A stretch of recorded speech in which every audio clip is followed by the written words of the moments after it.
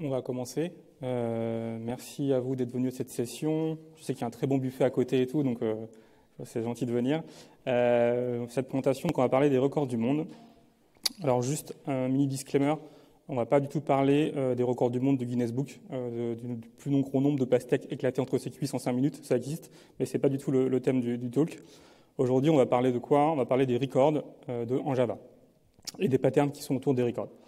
Donc juste pour prendre un petit rappel, c'est une nouvelle feature qui est arrivée en Java avec le nouveau principe des versions intermédiaires, où il y a des previews qui sont arrivés en JDK 14, en JDK 15, et ça a été standardisé en JDK 16.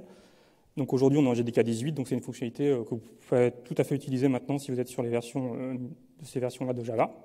Donc c'est un nouveau type de classe, assez simple. En une seule ligne, on peut déclarer cette classe qui a des spécificités basées sur le fait que c'est basé sur la donnée, sur ses attributs. Alors, quelles sont ces spécificités rapidement?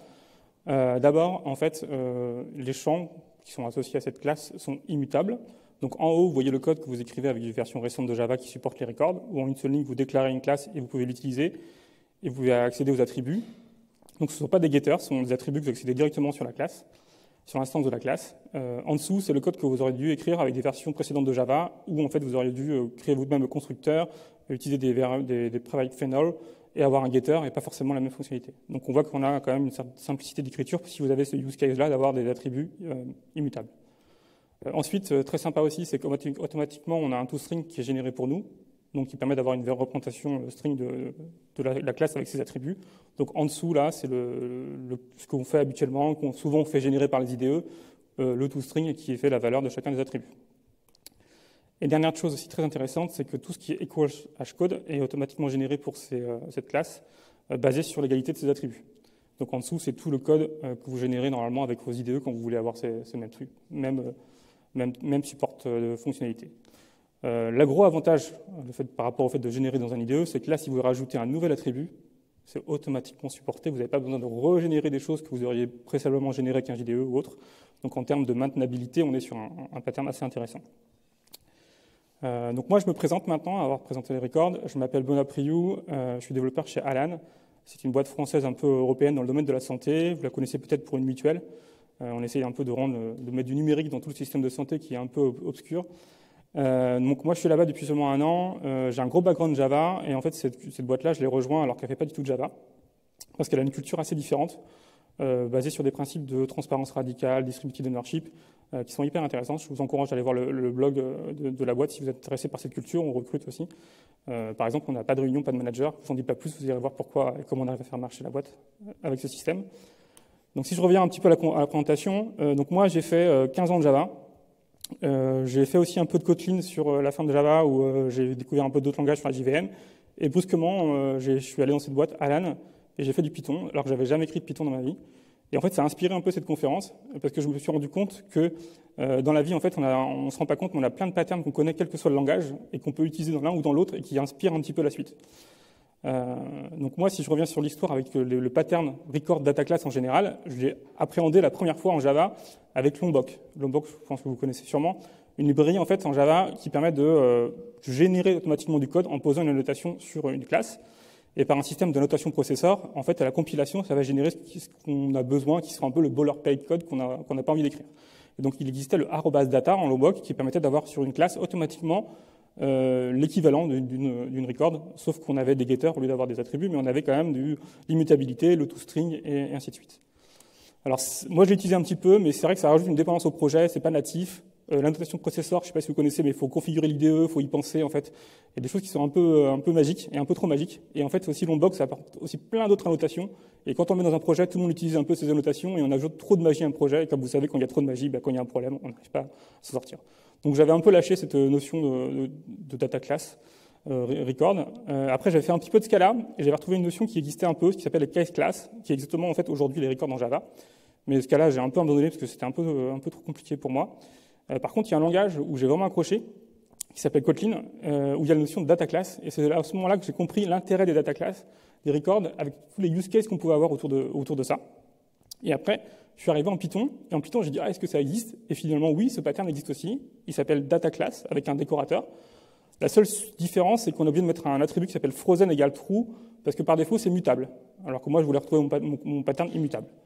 Tout ça pour dire qu'après, quand j'ai vu ça arriver en Java, je me suis dit, ah tiens, finalement, ça en Java, moi je l'ai connu avant, mais peut-être que ceux qui découvrent ça en Java, ils n'ont pas les use cases qu'on peut utiliser. À quoi servent ces classes-là? Donc l'idée de ma présentation maintenant, c'est de rapidement vous donner quelques use cases sur le cas d'utilisation, avec un support Java, mais qui peut s'appliquer dans d'autres langages, en fait. D'abord, premier use case, le plus simple qu'on peut trouver, c'est tout ce qui est data transfer object, le pattern assez classique, d'objets de transport de données entre un système ou un autre, entre un bout de code et un autre bout de code qu'on veut séparer en termes de responsabilité. L'avantage de ces classes-là, c'est qu'elles sont rapides à écrire. En une ligne, on écrit les attributs, et donc on peut l'utiliser pour passer de la donnée. Bon, ça, on pouvait déjà le faire avant, c'est pas la grande révolution, mais avec les records, c'est un peu plus simple. Ensuite, il y a des petits use cases assez sympas lorsqu'on a des maps, des hash maps, et qu'on a une clé. Et cette clé, elle est composée de plusieurs valeurs. Et comment simplement décrire cette clé? Les records sont quelque chose qui sont très utiles pour ça, parce qu'on peut construire une structure de données basée sur les attributs. Donc l'égalité et hashcode sont déjà implémentés pour nous, et on peut l'utiliser comme une clé dans un dictionnaire. Donc ça, c'est valable en Java, en Python ou autre, c'est très pratique. Ensuite, là, c'est peut-être plus spécifique à Java. Vous connaissez l'API Stream de Java qui permet d'enchaîner des opérations un peu fonctionnelles avec des maps, des filters. Et parfois, au sein de l'enchaînement d'opérations, on a besoin d'avoir une structure intermédiaire. Et donc, il y a des exemples. Là, ici, par exemple, on peut facilement avoir une structure intermédiaire record qui est locale à une méthode, qui nous permet de lier, en fait, là, dans ce cas-là, un pays avec un compte de médaille. Et on peut, par exemple, en plein milieu d'un map, construire cette structure de données qui va nous aider, par exemple, à faire un comparateur par derrière, ou ainsi de suite. Donc ça, c'est un use case qui peut être sympa. Ensuite, un thème très important pour moi, et c'est là où je pense le truc qu'il faut retenir à la présentation, c'est très utile pour résoudre le problème de primitive obsession. C'est quoi le problème de primitive obsession? C'est quand on se retrouve avec des méthodes, comme celle qui est ici, où il y a plein de paramètres qui sont du même type, string. Donc là, avec country, on a ping game, sport, et quand on fait l'appel, si on n'a pas des paramètres nommés, on peut les mettre dans un sens. Imaginons que je fais un refactoring et que je n'utilise pas trop bien mon IDE, je change l'ordre des paramètres, ça compile toujours, sauf que je n'ai jamais détecté qu'il y avait des appels où je n'ai pas interverti les paramètres. Ça nous est sûrement arrivé. En fait, utiliser les records et les data classes est une solution à ce problème. Pourquoi? Parce qu'en fait, on va utiliser les records qui sont simples à écrire rapidement pour encapsuler des valeurs primitives, pour donner de la logique métier, du contexte, et pas dire que c'est une valeur, c'est plutôt un code pays, c'est un ID, c'est un nom de sport. Et en fait, la signature de la méthode est totalement différente. Elle est un peu plus verbose, entre guillemets, mais beaucoup plus explicite. Les paramètres sont typés, on utilise les typages. Et quand on va faire l'appel de la méthode, on ne risque pas de se tromper avec l'ordre des paramètres. On a même un peu plus de documentation sans forcément nommer les paramètres. Donc c'est un pattern qui, pour moi, est très intéressant à utiliser. Et on n'est plus sur des problèmes de performance mémoire. De faire un objet qui encapsule juste une valeur primitive, c'est pas très très grave. En plus, c'est immutable, donc on n'a pas de risque de gérer de la mutation. Donc c'est un pattern très intéressant. Et après, si on va un peu plus loin, on commence à se dire, les records, c'est pas juste une déclaration. On peut mettre un peu de choses dedans, en fait. Un exemple, c'est qu'on peut rajouter de la validation post-construction. Lorsqu'on construit sur notre record, on peut se dire, il y a peut-être des use cases qui sont pas, ou des valeurs qui ne sont pas acceptables l'une dans l'autre.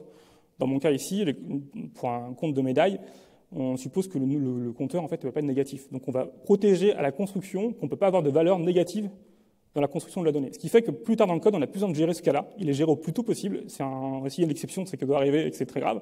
Et on l'a géré au plus tôt. Donc là, on peut mettre de la validation métier, des choses très intéressantes liées pour mettre du contexte par rapport à nos valeurs.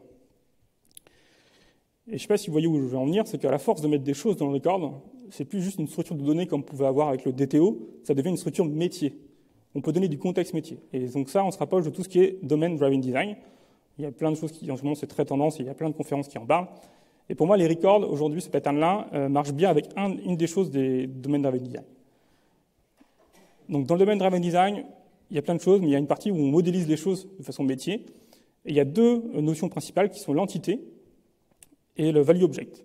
L'entité, c'est l'objet métier assez classique, une entité avec un cycle de vie, un ID, quelque chose que vous allez manipuler, que vous pouvez construire, détruire et mettre à jour. Le value object, c'est quelque chose qui est souvent un peu plus difficile à comprendre. C'est un objet métier immutable qui est défini uniquement par ses attributs. Donc là, par exemple, dans mon exemple, le compte de médaille, c'est pas un truc qu'on a un ID, c'est juste un compteur de médailles. C'est quelque chose qu'on peut comparer, qui est immutable et qui est défini uniquement par ses attributs, il n'y a pas d'ID. Et quand on arrive à trouver ces patterns-là dans notre modèle, dans notre code, c'est hyper intéressant de les sortir pour plein de bonnes raisons. Et les records sont idéaux pour vraiment les modéliser. Donc là, si on reprend le modal count, l'exemple depuis le début, on peut ajouter plein de choses dedans, et tout ce qu'on mettra dedans, ça va nous simplifier la vie. On peut le rendre comparable, ce qui permet de comparer deux medal count ensemble. On peut rajouter des propriétés calculées, le total de médailles qui est la somme de tous les compteurs. On peut mettre de la validation métier, comme on a vu, dans le constructeur. Donc si on fait ça, on va créer un objet qui a une façon de pouvoir avoir un métier qui est capturé au sein d'une même classe et d'avoir un contexte pour ce métier-là. Et après, on peut même commencer à mettre des opérations entre ces records. Moi, par exemple, on peut commencer à avoir des opérations binaires en disant qu'on peut ajouter deux choses l'une dans l'autre. Bien sûr, on est obligé de respecter l'immutabilité, le principe de base un peu des records. Si j'ajoute deux medal count l'un à l'autre, je vais renvoyer un nouveau en implémentant la notion de somme entre tous ces attributs. Donc là, je vais avoir envoyé un nouveau medal count en sommant les médailles d'or, les médailles de bronze, les médailles d'argent. Ce qui permettra d'écrire du code assez intéressant où je peux rapidement prendre tous les medal counts d'un pays et faire des adds entre eux et d'avoir le somme totale de médailles, par exemple. Si il y en a qui sont peut-être un peu experts en programmation fonctionnelle, on commence à avoir des notions qui s'appellent des monoïdes. Monoïdes, je ne vais pas non plus rentrer dans le détail, mais en gros, c'est d'avoir une opération binaire comme le add qui est ici, et d'avoir un élément neutre. Et l'élément neutre, c'est le fait de pouvoir ajouter à une instance, une autre instance, et d'avoir le même résultat. Ici, l'élément neutre, c'est d'avoir un medal count avec que des zéros. Et après, le monoïde, avec ses propriétés, en fait, c'est de pouvoir dire que si on ajoute effectivement l'élément neutre à un élément, ça donne la même chose. Si on est associatif, c'est-à-dire que si on ajoute dans un sens ou dans l'autre, on obtient la même chose. Donc tout ça, c'est des propriétés un peu mathématiques. Mais en fait, c'est très intéressant d'aller vers ça. Et moi, ce que je vous donne comme conseil pour après cette présentation, si vous êtes intéressé par ça, c'est de voir en fait la conférence qui est en 2015 de Cyril Merter, donc ça date un petit peu, sur les monoïdes en Java, qui explique à quoi sert de pouvoir modéliser dans notre code des monoïdes. Parce qu'en fait, il résume, si je fais simplement, il résume le fait qu'en informatique, on a souvent trois problèmes à résoudre. L'absence de quelque chose, l'élément où il y a une seule représentation de quelque chose, et après, la multiplicité. Souvent dans le code, on va gérer ces cas-là. En fait, si c'est pas là, je fais ça. S'il y en a un, je fais ça. S'il y en a plusieurs, je fais ça. Et si on a des monoïdes, en fait, naturellement, ça va rentrer très bien dans ce type de modélisation, et vous allez pouvoir simplifier vos problématiques métiers. Et en fait, ce qui est intéressant, c'est qu'en 2015, il n'y avait pas les records, donc on pouvait se rendre compte qu'en Java, c'était un peu pénible de coder ça, avec beaucoup de boilerplate. Maintenant que les records sont arrivés, on peut reprendre ces exemples de cette conférence et voir que c'est beaucoup plus simple et on peut plus facilement l'appliquer en Java, en tout cas, je trouve. Donc si on fait, pour moi aujourd'hui, avec mon expérience que j'ai vue, des records, des data classes en Python ou autres, j'ai envie d'en mettre un peu partout. C'est un pattern que j'encourage de vraiment investiguer.